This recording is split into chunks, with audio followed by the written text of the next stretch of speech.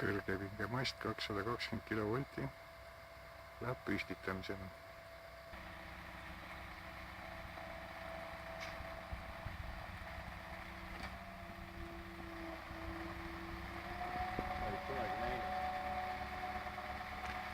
Ta on alati suutnud salaja ära panna. See on see kõige kõrgem mast ka nüüd. Jah.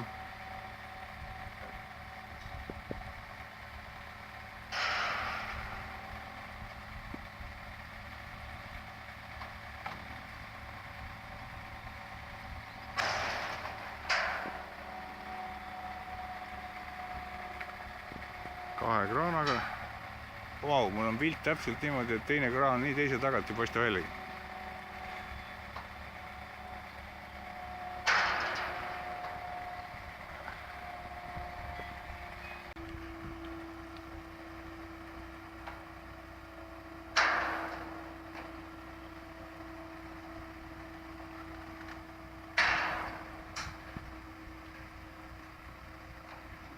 Okei.